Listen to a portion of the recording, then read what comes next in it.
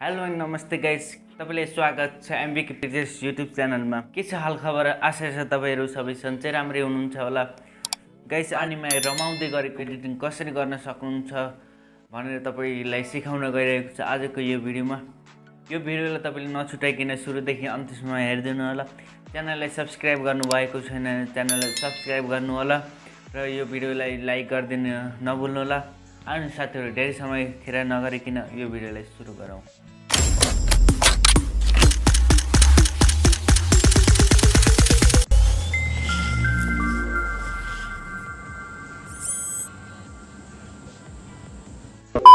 So guys, यहाँनिर मैले पिक्सआर्टलाई open गर्ने छु। तपाईले पिक्सआर्टलाई प्ले स्टोरमा गएर डाउनलोड गर्नु होला र मैले लिंक तल डिस्क्रिप्सनमा पनि दिने छु। ओपन गरिसकेपछि यहाँनिर तल प्लस आइकनमा क्लिक गर्ने छु। यो एडिटिङ गर्न मैले जुन ब्याकग्राउन्डले प्रयोग गरेको छु, यो ब्याकग्राउन्ड भिडियोको तल मैले डिस्क्रिप्सनमा दिने छु। त्यहाँनिर गएर तपाईले डाउनलोड गर्नु होला। अब यहाँनिर म थोरै माथि गर्ने छु। माथि गरेर यहाँनिर म एड फोटोमा जाने छु। एड फोटोमा आइसकेपछि मसँग एउटा फोटो छ, त्यो फोटोलाई यहाँनिर ल्याउने छु। गाइस, यहाँनिर मैले हातमा यसरी छाता छोपेर पोज गरेको छु। तपाईले पनि आफ्नो मनपर्ने पोज गर्न सक्नुहुन्छ। सो मैले यसरी पोज गरेर क्लिक गरेको छु। यसलाई थोरै जुम गरेर अब यसको ब्याकग्राउन्डलाई मैले रिमुभ गर्ने छु। त्यसको लागि यहाँनिर म अब इरेजरमा जाने छु। इरेजरमा गएर यहाँनिर मैले यसरी इरेज गर्ने छु। यसरी जुम गर्दै यो हार्डनेस र ओपेसिटीलाई पुरै 100 गरेर मैले साइजलाई आफ्नो हिसाबले एडजस्ट गरेर यसरी मैले यो ब्याकग्राउन्डलाई रिमुभ गर्ने छु। यसरी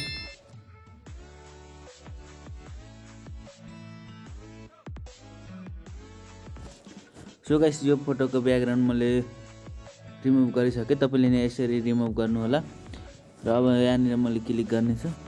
क्लिक गरेर यसलाई थोरै एडजस्ट गर्ने छु जुम गरेर यसरी। यहाँनिर यदि तपाईको एक्स्ट्रा पार्ट रहेको छ भने फेरि इरेजरमा गएर यसलाई तपाईले जुम गरेर इरेज गरिदिनु होला। यहाँनिर मेरो रहेको थियो, त्यसैले मैले यसलाई जुम गरेर इरेज गरेको छु यहाँनिर। अब यसलाई मैले पानी माथिबाट पानी परेको चाहिँ पानीको ड्रप्सहरू तल झरेको हुन्छन्, त्यो मैले यहाँनिर एड गर्ने छु। त्यसको लागि मसँग पानी झर्दै गरेको ड्रप्सको फोटो छ, त्यसलाई यहाँनिर म एड गर्ने छु। यहाँ म एड फोटोमा जाने छु र मसँग त्यो फोटो छ, त्यसलाई यहाँनिर म ल्याउने छु।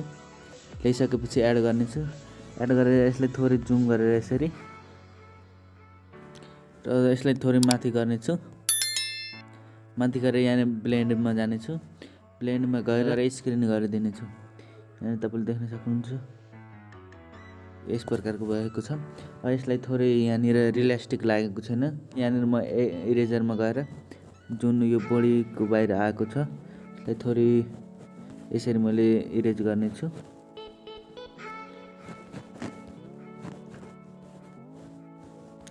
हल्का यसरी इरेज गरिसकेपछि यहाँनिर मैले ओके गरिदिने छु। यहाँ मैले अझै यो पानी परेको जस्तो ड्रप्सको BNG एड गर्ने छु। म यहाँनिर स्टिकरमा जाने छु।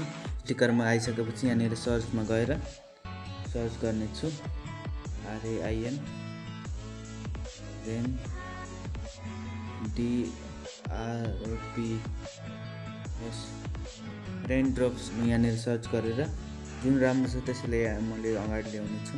र यो यहाँनिर म भेटिसकेको छ। यसलाई मैले यहाँनिर क्लिक गरेर एड गर्ने छु। यसलाई थोरै यसरी जुम गर्ने छु। जुम गरेर यसरी मिलाउने छु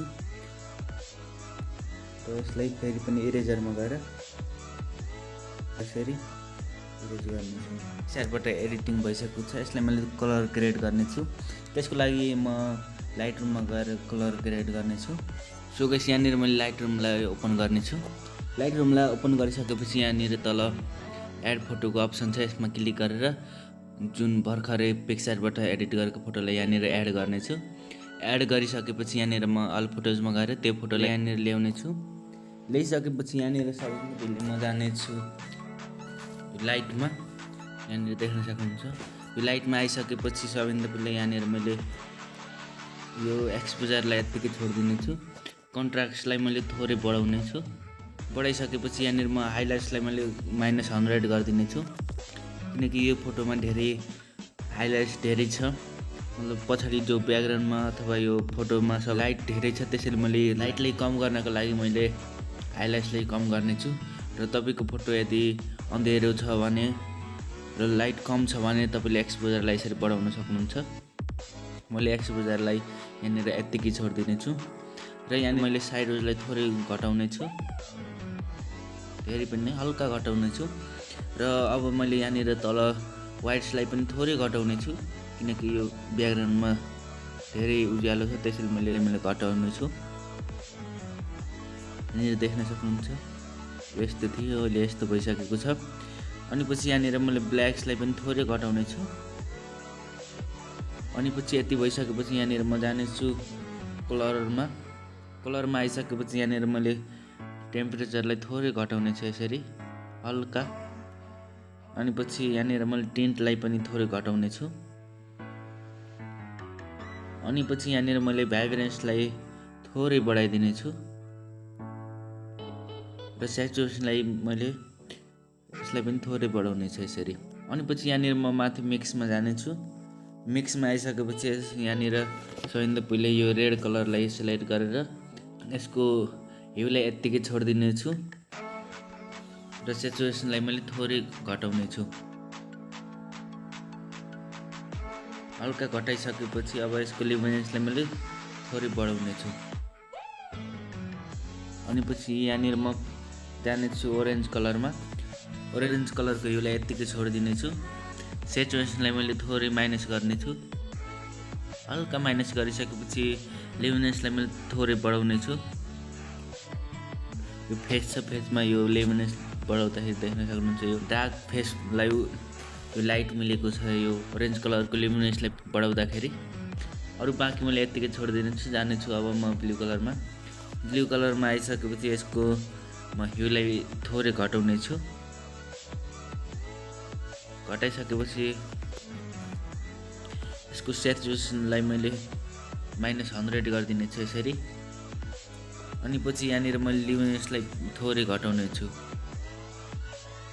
र यति भइसकेपछि अब म जानेछु यो पर्पल कलरको स्याचुरेसनलाई पनि मैले -100 गरिदिने छु र यो पिङ्क कलरको स्याचुरेसनलाई पनि मैले -100 गरिदिने छु। र अब म जानेछु यहाँनिर इफेक्टमा। यहाँनिर डन गरेर म इफेक्टमा जानेछु। इफेक्टमा आइसकेपछि यहाँनिर मैले टेक्सचरलाई थोरै बढाउने छु। हल्का बढाइसकेपछि यहाँनिर मैले अब क्लियरिटीलाई पनि थोरै बढाउने छु। अनि पछि मैले यहाँनिर धेजलाई यत्तिकै छोडिदिने छु र यहाँनिर मैले भिनेटलाई माइनस गरिदिने छु हल्का, धेरै पनि यहाँनिर गर्दिनँ, मैले थोरै गरिदिने छु। हल्का गरिसकेपछि अब म जानेछु यहाँनिर तल अर्को अप्सनमा डिटेलमा जानेछु। डिटेलमा आइसकेपछि यहाँनिर शार्पनिङलाई थोरै बढाउने छु।